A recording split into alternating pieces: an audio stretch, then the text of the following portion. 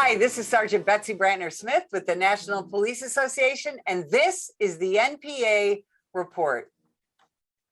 I have with me today a fellow retired cop who I really wanted you to meet because she has an incredible story and she took the time to write it all down, and she's got a terrific new book out called The Dust Never Settles, and I wanted you to meet her. Detective Goodman, welcome to the show. Thank you for having me. So Stacey, let's talk about your career. As folks are going to tell from your accent, you're from New York. Talk a little bit about your police career. Okay, I'm actually from one of the suburbs in New York. It's on Long Island. It's the easternmost county called Suffolk County. I was a police officer for 12 years, then was promoted to detective and retired as a detective with the Suffolk County Police Department. I spent my whole career there. I was there for about 21 years. And so you got involved prior to 9/11/01. You got involved in a federal initiative, kind of a task force, right? To be able to deal with mass casualty incidents and terrorist incidents, if something like that would ever happen in your area, right? Yes, actually, when you're hired as a police officer with Suffolk County, they do a really smart thing.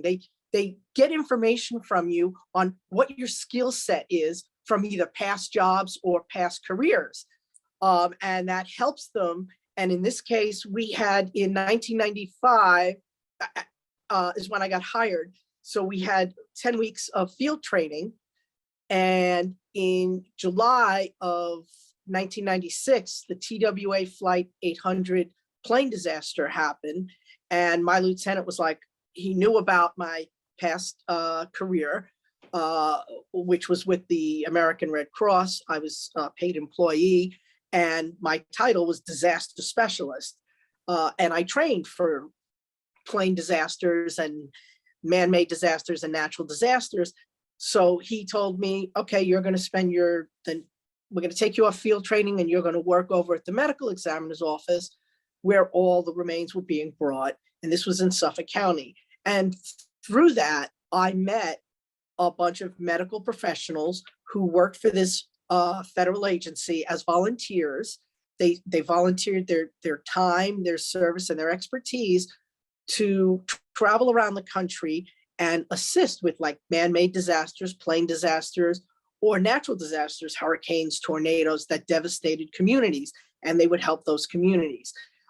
They did not have a police officer on their team, and once they got to know me from working over there, they asked me to join. It's called DMORT, which stands for Disaster Mortuary Operational Response Team, and I joined. It's a volunteer thing. The government would train us, and we had to pay the government to get the special uniforms, and we would go for the training.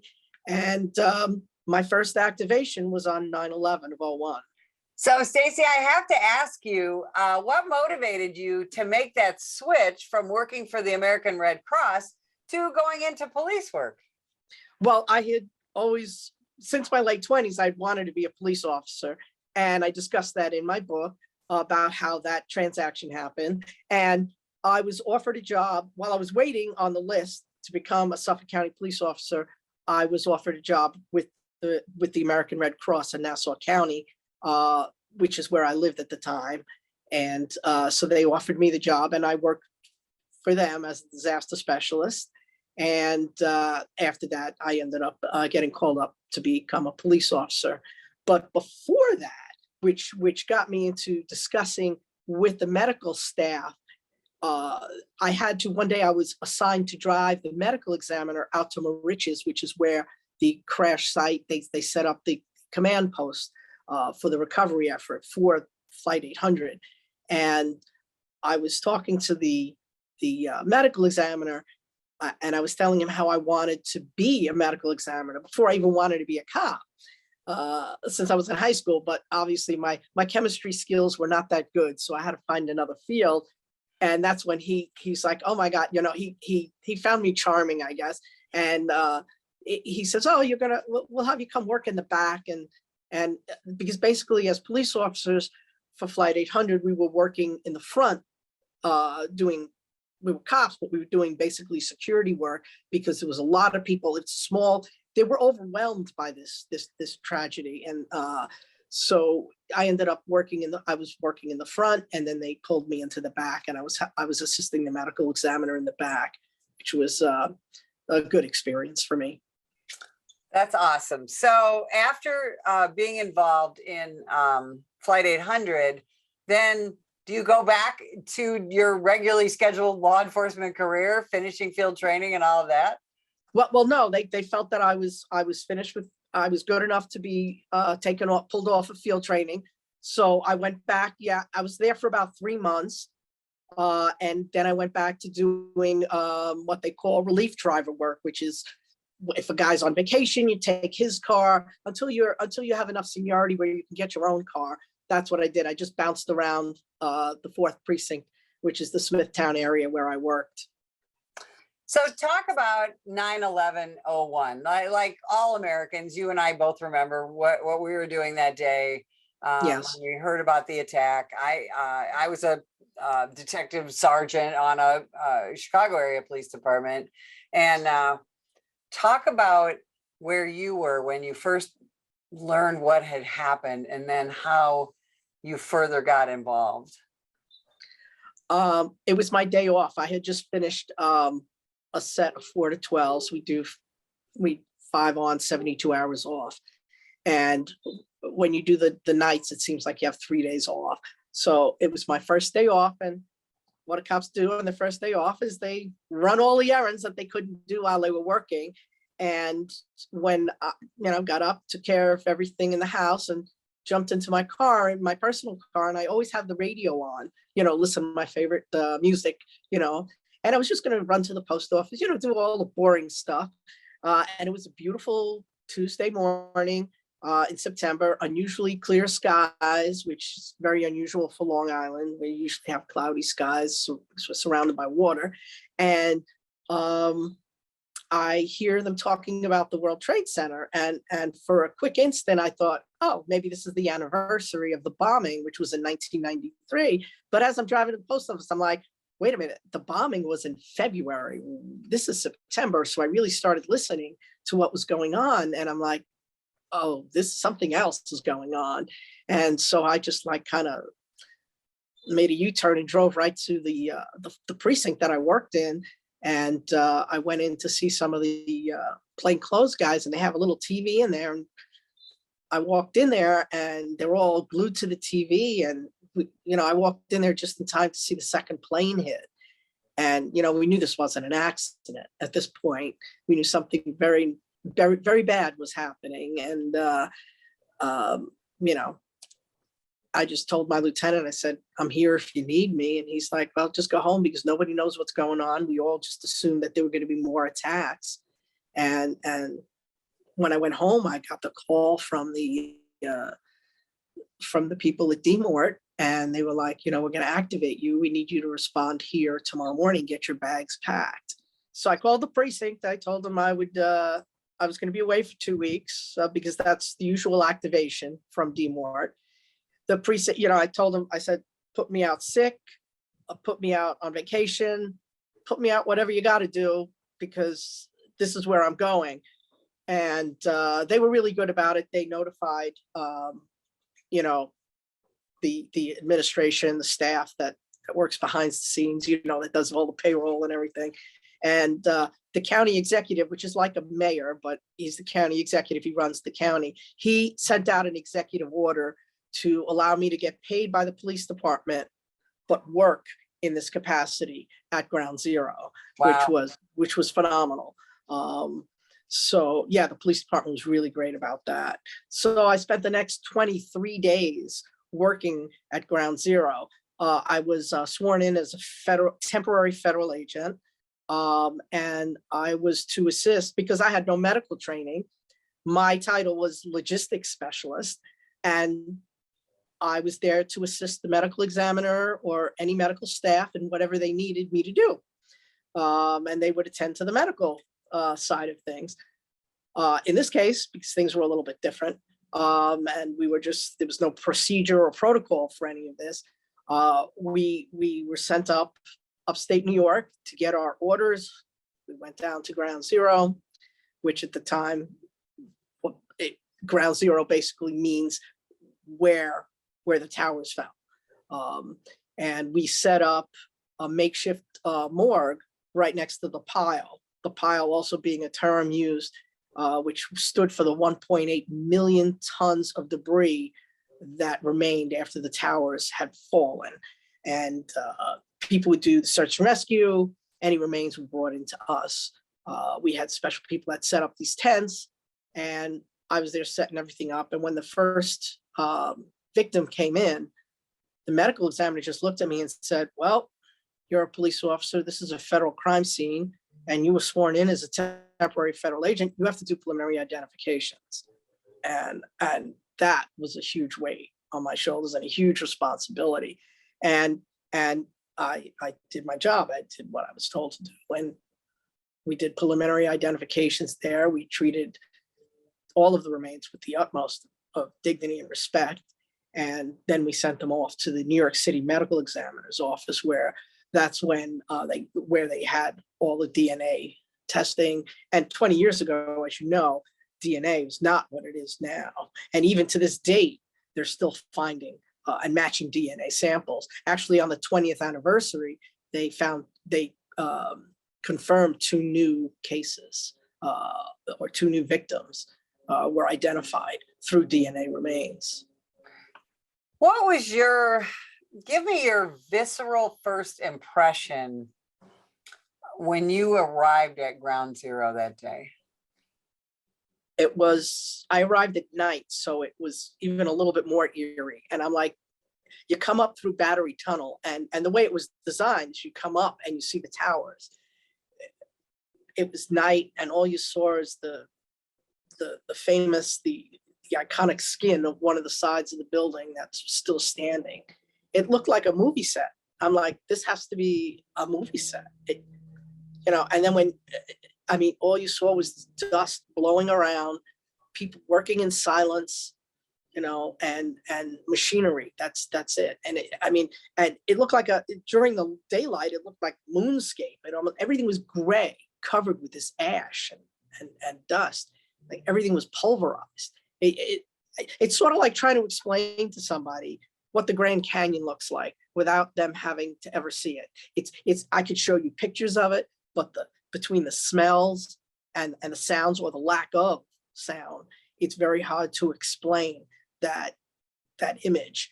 But it was just, I couldn't wrap my head around what my eyes were seeing. And as police officers, we pretty much see everything. I had 6 years on the job when 9/11 happened, so I had seen a lot.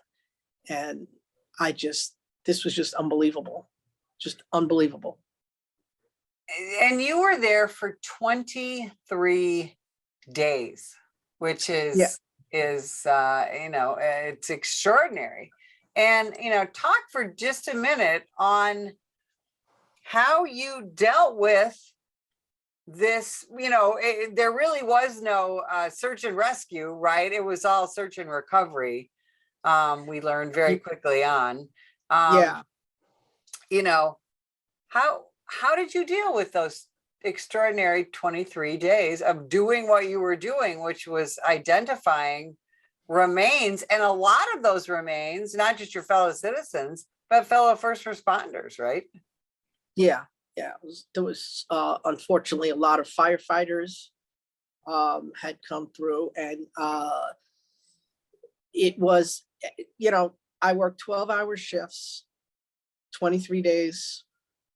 For the entire 23 days, I worked 12-hour shifts, and there really was no time to really sit down and think. We had debriefings after each shift, and basically it was just you got up, you got dressed, you went to your meeting, you got in the van that took us right down to the site, and you spent, I worked the night shift. I worked 7 p.m. to 7 a.m. You had your breakfast, and you showered and went to bed, and that was it. There was no time to really think about what was happening. You just did your job. There was no time to be tired. There was no time to be anything. You were there to help these people and just get the job done. I really didn't think too much about until later on, because I was there to do a job and I just wanted to do that job well. And that's not untypical of first responders, right? That's what we do. We put our head down and go. We know we've got a job to do and we just go do it. Yeah. We think So- about the other stuff later. Exactly. So you come to a point where your assignment there is done. What happens next? Where do you go from there? They send me back. I go back to the police department wanted me back. They wanted to keep me another month. And the police department's like, no, we need manpower, whatever they said. So I returned to my normal duties. And the hard thing about this is that I couldn't even talk to my fellow, police officers about this because they weren't there. They didn't know what I went through. So I kind of Right. just went about my day without really, discussing this with anybody at work. Very few people knew that I was actually down there. And so I really had nobody to talk to about this. This was just something I had to, when I went to the World Trade Center Health Program that was organized in early 2002 to get baselines of our health at that time, because they knew we were exposed to things. And, I met and spoke to other first responders that were there. That was the only time I really spoke to anybody about, because we were all there. Right. But nobody at my job that I really, could talk to about things. So what motivated you then to write the book, The Dust Never Settles? What, all these years later? Well, I actually wanted to have something written by the 10th anniversary, but it was kind of difficult for me. I'd start writing, and I'm old school. I literally wrote things on paper. And even so, I still had to hire somebody to help me get all those pages and organize it and do everything. And he was amazing. He put everything together, and edited and did all the graphics and the website. And it was very cathartic, though, to have this published, to have the book published. And it's also a history lesson. It's not just my story. It's a history lesson of 9/11, because they're not teaching this in schools. And I really think that children should know about this. I offer my services to volunteer and come in as like living history and answer any questions that I can. And but I like having that the book is out there, and I like having people ask, interacting with me and talking to me and really, getting the subject out there, because I think it's important that we keep talking about it, just not on the anniversaries, but this is a part of our history, an ugly part, but it's part of our history, and it needs to be remembered. Yeah, I mean, it's been over 20 years now since 9/11/01, a day that our generation will absolutely never forget. But you're correct in that, children now in school, a lot of them, most, all of them in grade school and high school weren't born then. And we don't really do a good enough job, I think, in America of teaching what happened, not just that day, right, but the aftermath of it. Yeah, the aftermath is pretty tragic. I mean, you have more people that have died, not just first responders, but the construction workers that were down there, utility workers that were down there. More people have died after 9/11 from 9/11 related illnesses and cancers than actually died on 9/11. You know, there are people still suffering and dying today that it's terrible. You know, I mean, that's why I'm here in Arizona, because I suffer with lung issues and sinus issues and other ailments related to 9/11 exposures. Right, right. And that's why it's so important to continue to tell this story. Stacey, where can people find the book? Where can they find out more about you and maybe bring you in to talk about what happened? Absolutely, yes, I do speaking engagements, and they can go right to my website and actually book an appointment with me. They can also get the book from my website, and the website is Stacey, Stacey Goodman book.com, all lowercase, all together. And once you get there, you can learn about me. There's a place to purchase the book. If you purchase it directly through me, it is on Amazon. So you always have that option. But if you purchase the book through my website, through PayPal secure site, I will sign the book, personalize the book and sign it for you. Awesome. Stacey Goodman, thank you so much for spending time with us today. And if you would like more information about the National Police Association, visit us at nationalpolice.org.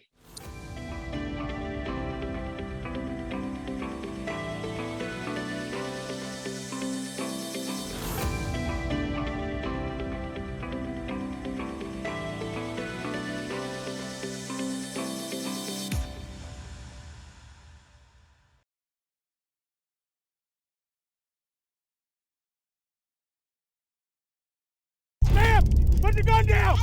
Put the gun down!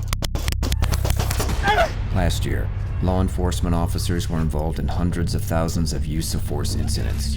A use of force incident is when an officer must use nonverbal tactics to gain control of a dangerous situation. Put the knife on the ground.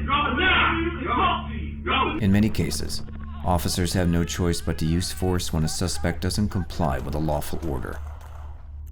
Use of force is always ugly. No one likes it, especially police officers. Together, we can help de-escalate these dangerous encounters. Help police officers by complying with their lawful orders. Don't attack, attempt to disarm, or flee from an officer. Use of force is an officer's last option. Most incidents can be avoided by not resisting arrest. If you feel you've been wrongfully detained by a police officer, then seek a legal solution after the encounter has been resolved. Let's keep everyone safe. Comply now and complain later.